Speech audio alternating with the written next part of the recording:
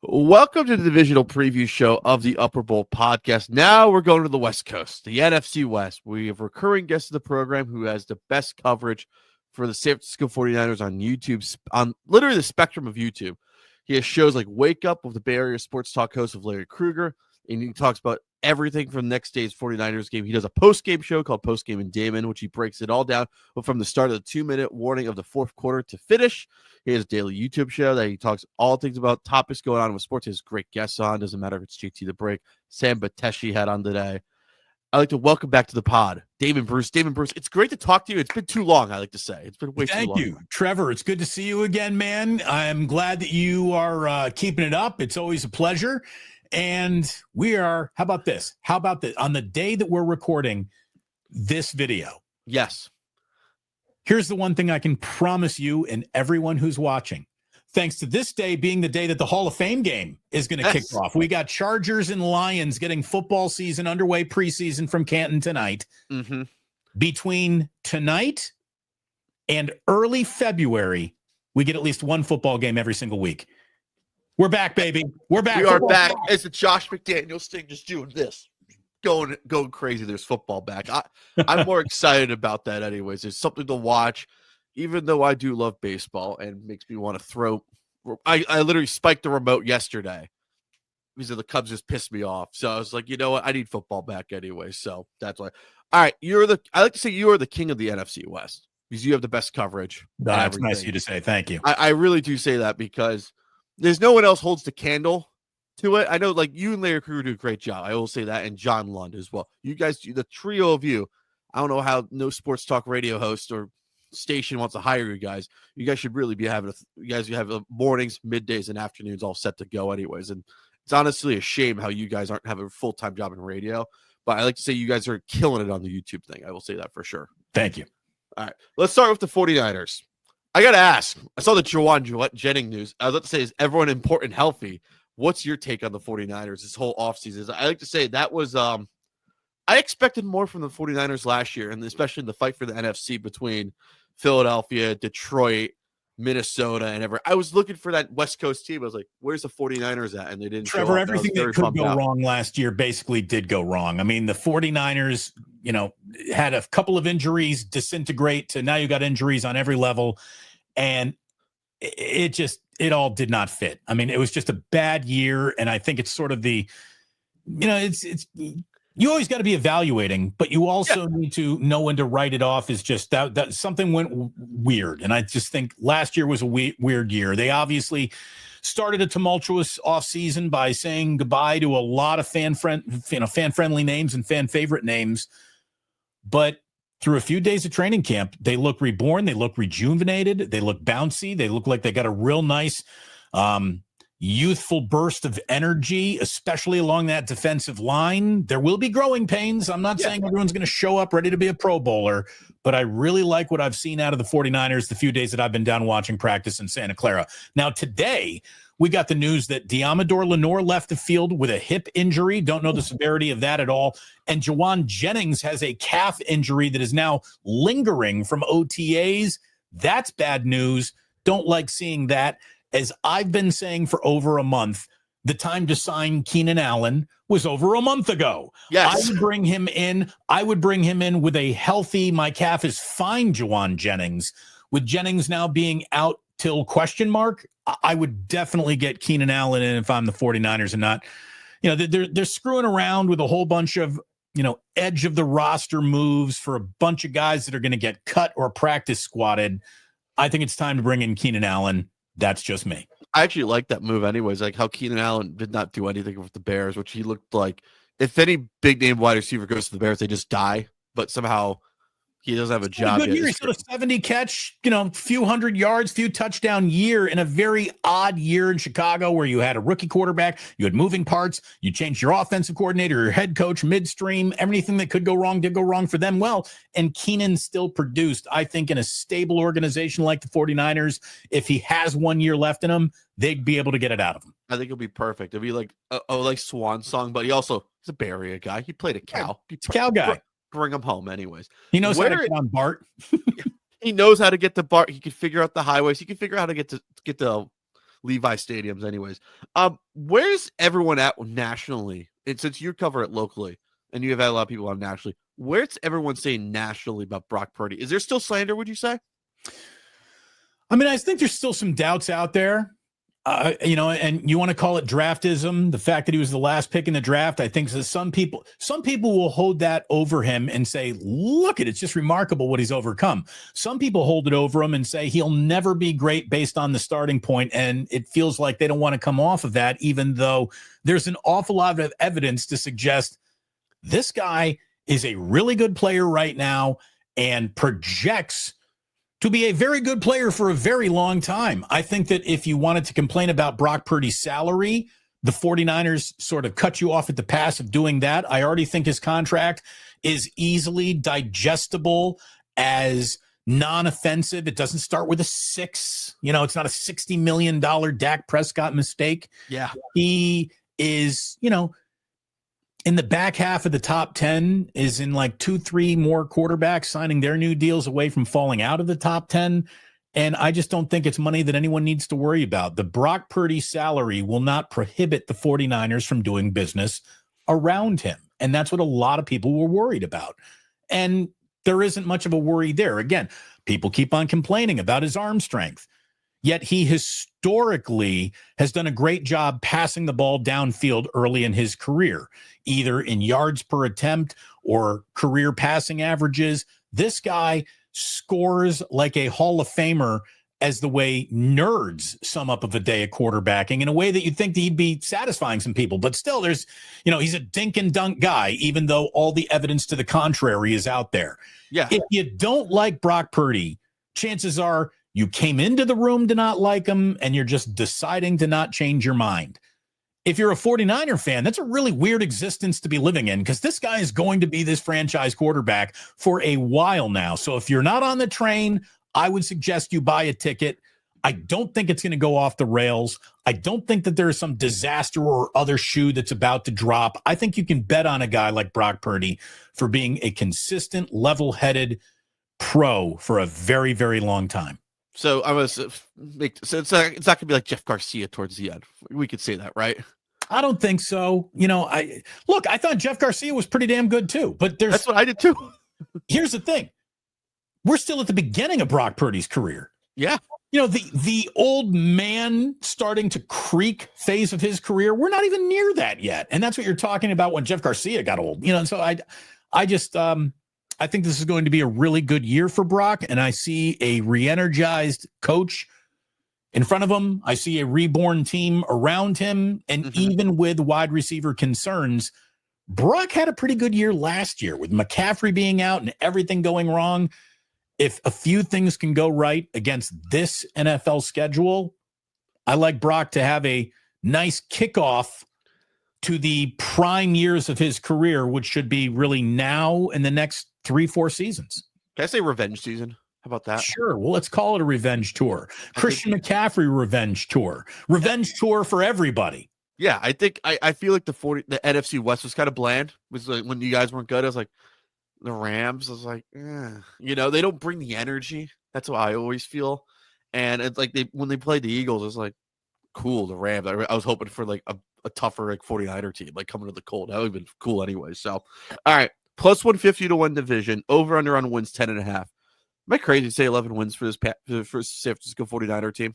I don't think that's crazy at all. As a matter of fact, Las Vegas is telling you that's not crazy. That's what kind of they're expecting too. Just look at the schedule. Oh yeah.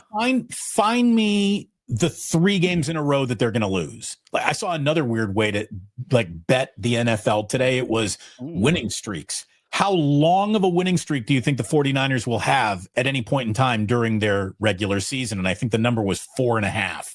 How long of a losing streak are the Niners going to have? I think their number was a 2.5. I don't see a 3-game losing streak out there. Now, obviously, no one's gotten hurt and everyone is hunky-dory right now. It's hard to predict NFL futures just based on the mass casualty event any game could become. You could lose your entire offensive line and your quarterback, and now your entire season is screwed. So have fun with that. Can I say a 4-0 start? I would love a 4-0 start. I could see a 4-0 start, honestly. 4-0, 3-1, they're off to a great start, and all of the could win the division, could get to 12, 13 wins. It's all out there with a 4-0 start if they really can get that. Yeah, Seahawks, I'm not scared of. I think that team's going to regress. Always a division opponent, always a headache. Just something goes funny during every 49er Seahawks game I've ever watched.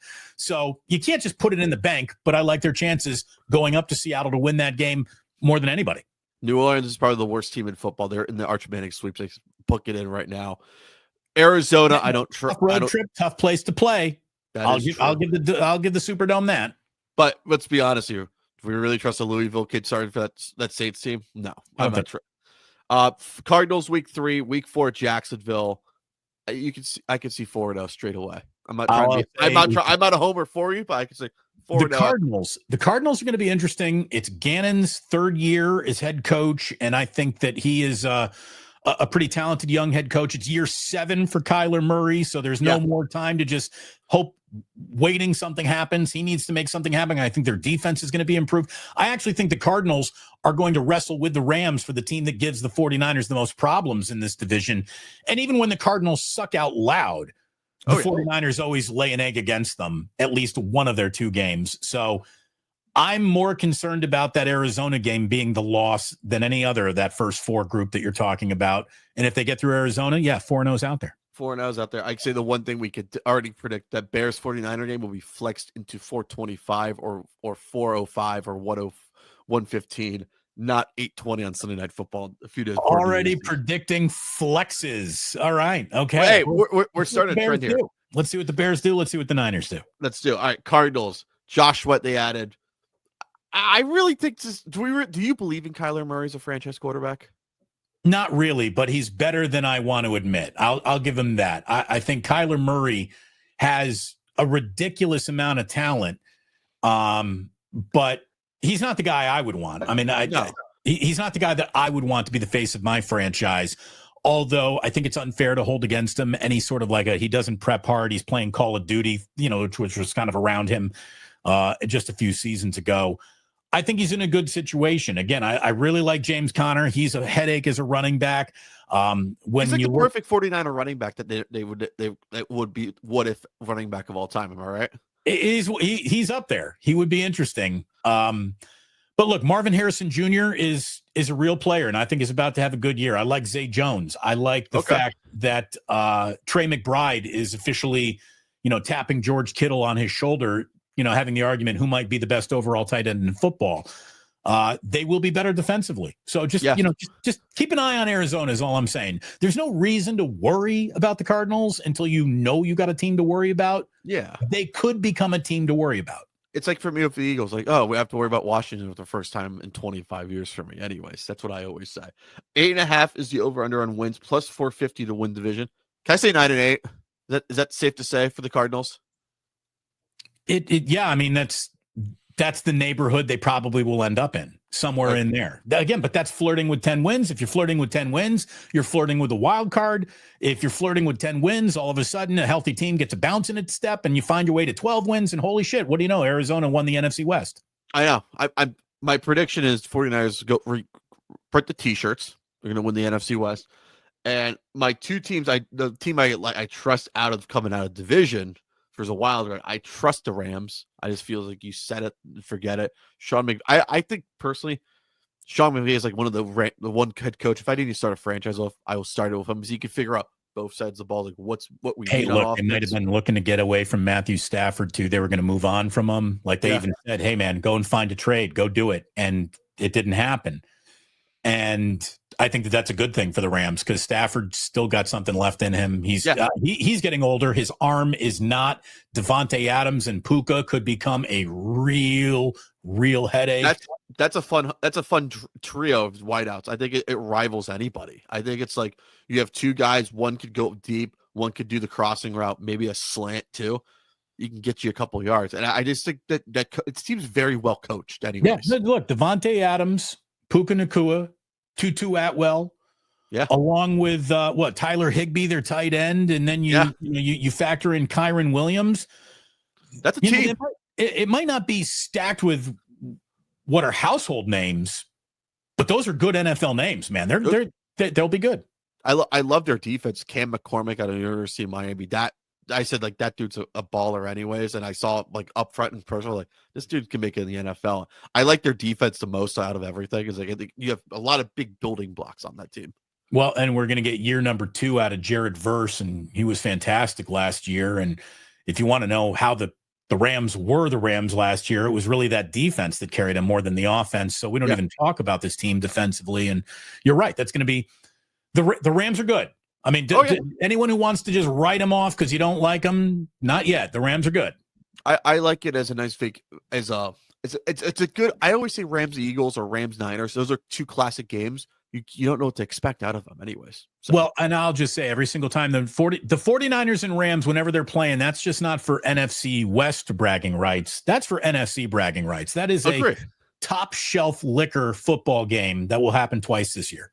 Exactly. You could honestly say this.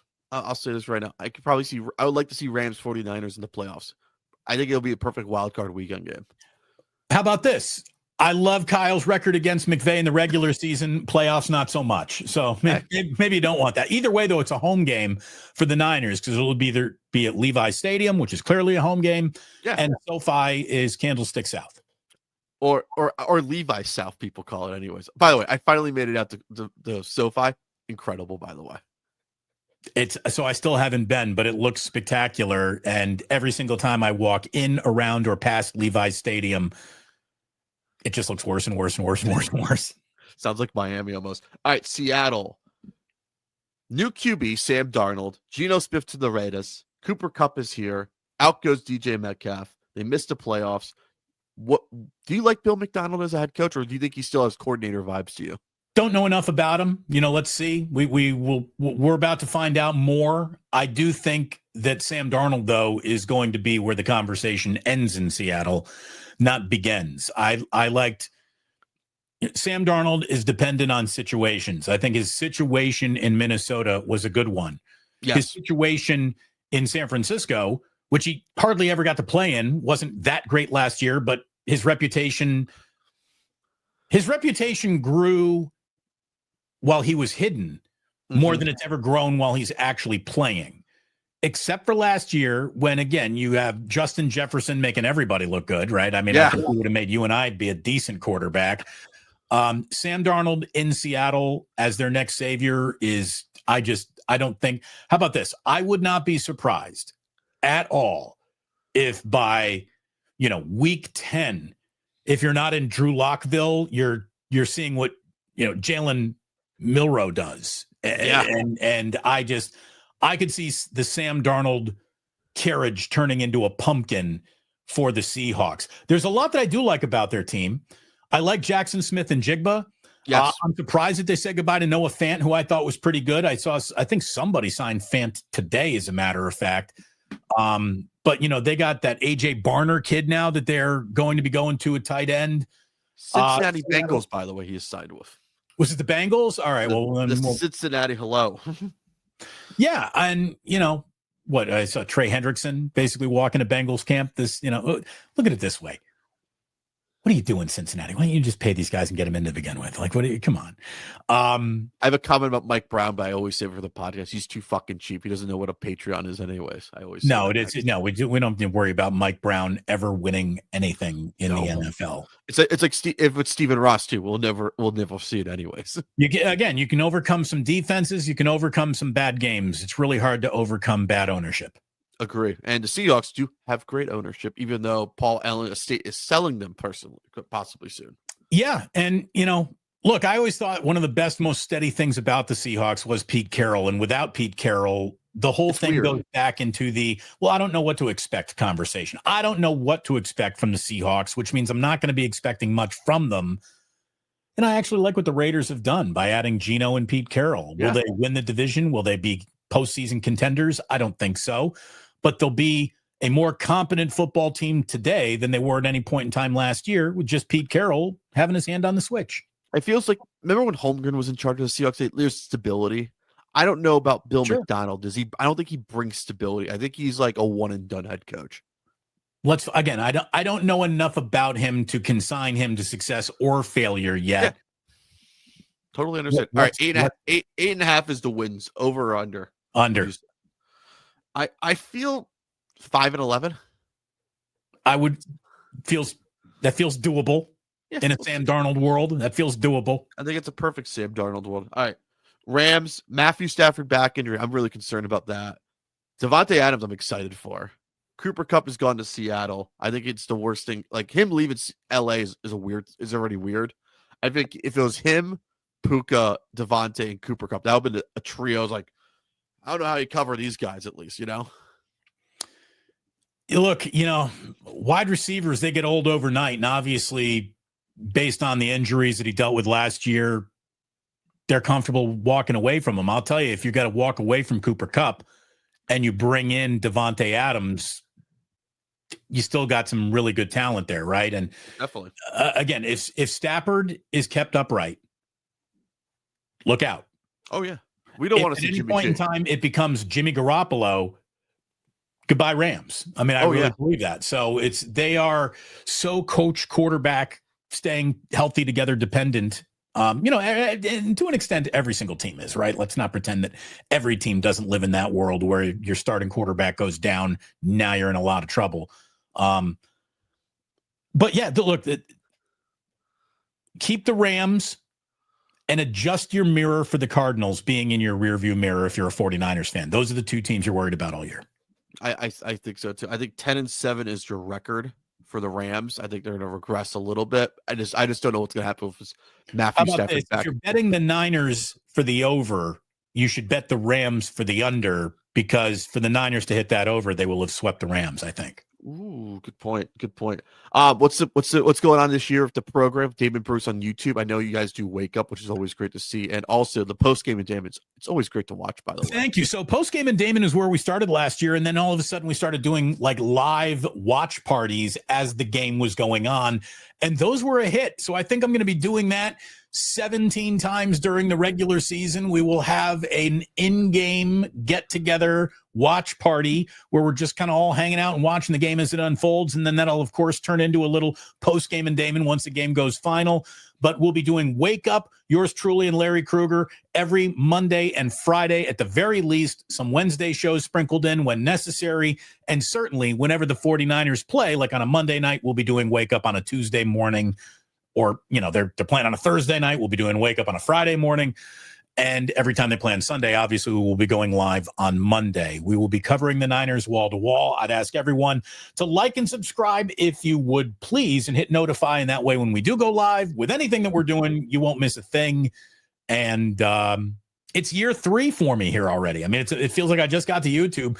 Season 3 going into the NFL to cover it here on YouTube. And I'm very excited. I think we've finally started to hit our stride. Like 3 years in, I can say I sort of know what I'm doing over here now.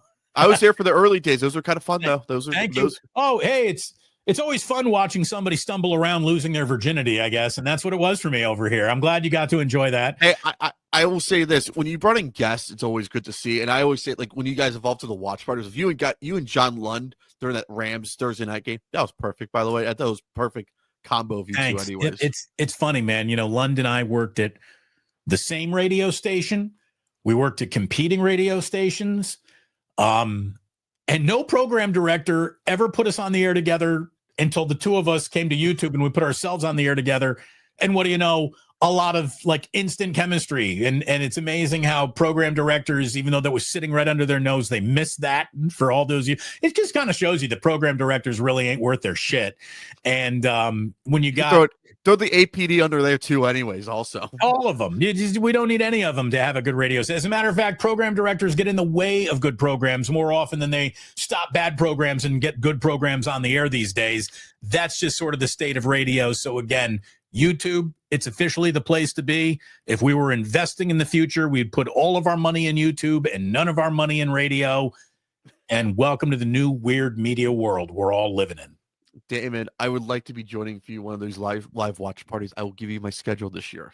Let's do it. Come through. We'll do a second quarter guest. Why not? Why not be Trevor Harris? Hey, I like to say I'll bring the whole Upable podcast to payment fee because we're doing a rotation of guests for our guest alliance in 10 questions. So you may be entertained by this anyway. So I will tease it for that anyways.